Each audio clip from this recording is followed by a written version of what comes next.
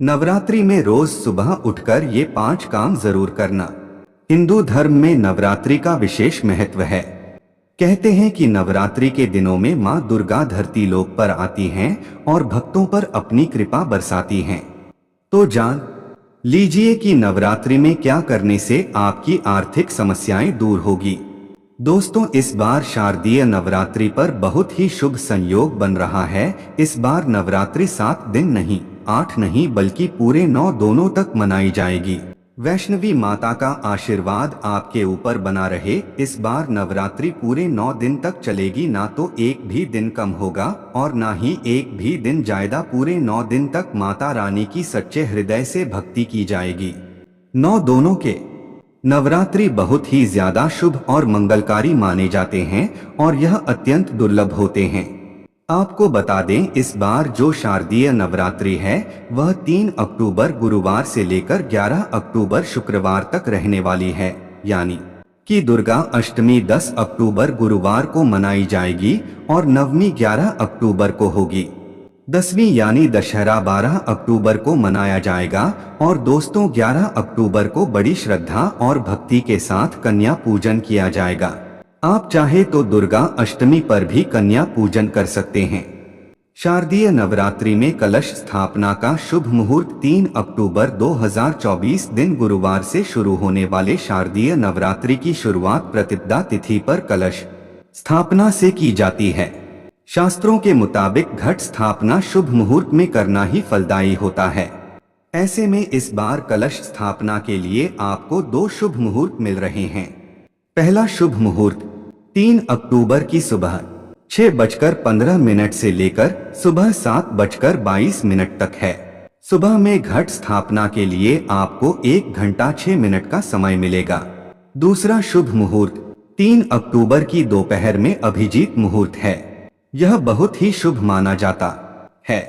यह सुबह 11:46 से दोपहर 12:33 तक रहेगा। इस बीच कभी भी कलश स्थापना कर सकते हैं। दोपहर में आपको 47 मिनट का शुभ समय मिलेगा। दोस्तों, नवरात्रि का पवन पर्व माता दुर्गा को पूरी तरह से समर्पित होता है और नवदुर्गा को ही शक्ति स्वरूपा कहा जाता है। इस संसार में शक्ति से बढ़कर और कुछ भी नहीं है। भगवान शंकर भी शक्ति के बिना निष्क्रिय हो जाते हैं, अर्थात मृत के समान माने जाते हैं। तो आज की इस वीडियो में हम आपको बताएंगे कि नवरात्रि के दोनों में आप कौन से उपाय करें जिससे आपके जीवन की सभी परेशानियां दूर हो जाएंगी। आपके जीवन से गरीबी, तकलीफ सब खत्म हो जाएंगी और आपकी मनोकामनाएं पूरी होगी। वहीं अगर आप नवरात्रि में ये उपाय करते हैं तो आपके धन धान्य में बढ़ोतरी होगी, साथ ही घर में सुख समृद्धि और खुशहाली बनी रहेगी। तो आइए जानते हैं नवरात्रि में किए जाने वाले उपाय के बारे में।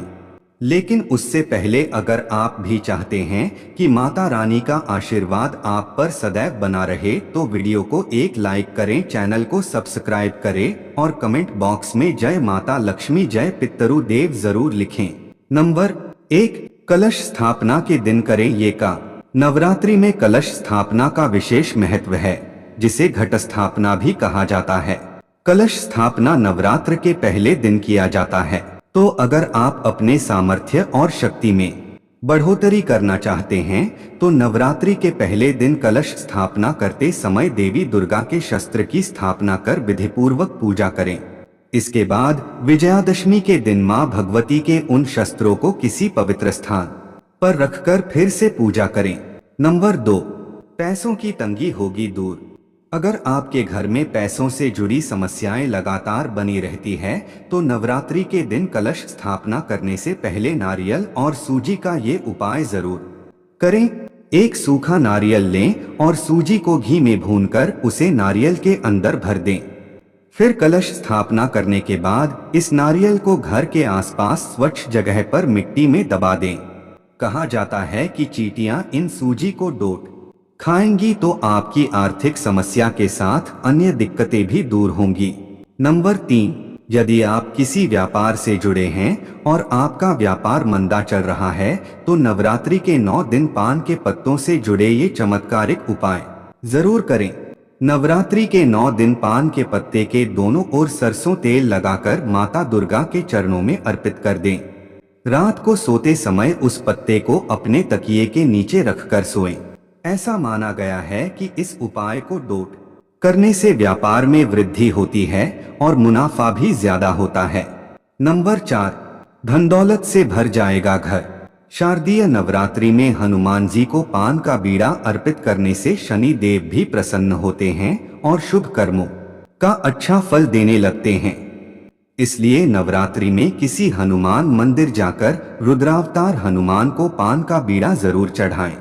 इससे उनकी आर्थिक तंगी दूर होगी और धन दौलत से घर भर जाएगा। नंबर 5, नवरात्रि में किसी भी दिन सोना चांदी की कोई शुभ सामग्री स्वास्तिक, कलश, दीपक, गरुड़, घंटी आदि खरीदकर माता रानी के चरणों में रख दें और पूजा करें। अंतिम दिन इसे गुलाबी रेशमी कपड़े में बांधकर तिजोरी या रुपए रखने की जगह में रख दें। इससे धन में वृद्धि होगी। नंबर 6, नवरात्रि में भगवान शिव को लौंग चढ़ाने से राहु केतु का अशुभ प्रभाव खत्म होता है। इसके कारण भक्त के जीवन में शुभ परिणाम आता है। इसके अलावा यदि बहुत मेहनत करने पर भी सफलता नहीं मिल रही है तो नवरात्रि में हनुमान जी की मूर्ति के सामने चमली के तेल का दीपक जलाकर तेल में 2 लौंग डाल दें। इस उपाय से सारे रुके काम पूरे होने लगेंगे। वहीं धर्म ग्रंथों के अनुसार लाल कपड़े में 5 लौंग और 5 कौड़ियां बांधकर तिजोरी में रखने से मां की कृपा प्राप्त होती है और घर में धन का आगमन बना रहता है। नंबर 7, यह उपाय इंटरव्यू में आएगा का। सुबह स्नान करने के बाद ऊनी आसन पर पूर्व दिशा में मुंह करके बैठें। सामने पीला वस्त्र बिछाकर 108 मनके वाली स्फटिक की माला रख दें। केसर केवड़े का इत्र छिड़ककर माला की पूजा करें। धूप दीप अगरबत्ती दिखाकर उहली वाग्वादिनी भगवती मम कार्य सिद्धि कुरु कुरु फट स्वाहा 108 बार जाप करें। माला सिद्ध होने के बाद इंटरव्यू के दिन धारण करें। नंबर 8, नवरात्रि के दौरान किसी भी दिन घर में तुलसी का पौधा जरूर लगाएं। वहीं यदि पहले से ही घर में तुलसी का पौधा है तो एक सिक्का लेकर अपनी मन्नत मांगे और इस सिक्के को तुलसी के नीचे मिट्टी में दबा दें। ऐसा करने से उन्नति के नए मार्ग प्रशस्त होंगे और जीवन में सफलता मिलेगी। नंबर 9, घर में कोई परेशानी हो तो नवरात्रि में 9 दिनों तक लगातार पान के पत्ते पर केसर रखकर दुर्गा स्तोत्र और दुर्गा जी की नामावली का पाठ करें। ऐसा करने से घर में सकारात्मक ऊर्जा का प्रवाह होता है और ग्रह क्लेश भी समाप्त होने लगता है। नंबर 10, यदि किसी जातक को कड़ी मेहनत के बाद भी मनचाही नौकरी नहीं मिल पा रही तो इसके लिए नवरात्रि में ये काम जरूर करें।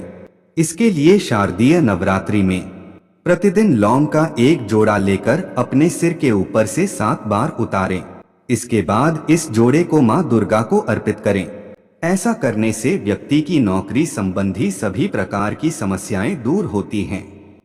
नंबर 11, नवरात्रि के 9 दिनों तक माता रानी को 5 तरह के मेवे लाल चुनरी में रखकर अर्पित करें।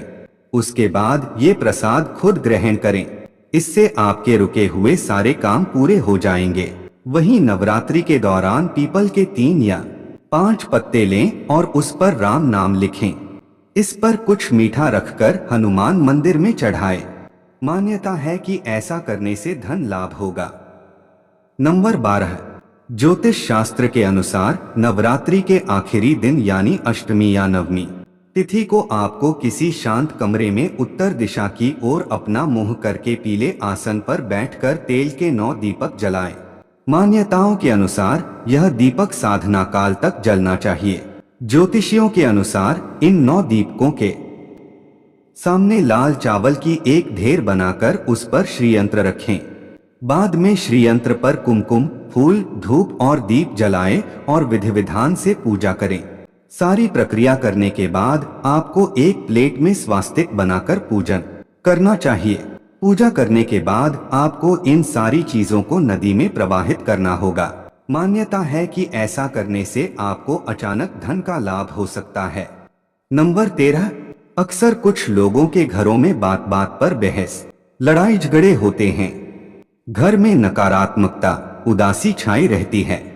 इस तरह के गृह क्लेश को दूर करने के लिए आप लौंग का ये बेहद आसान उपाय करके देखें।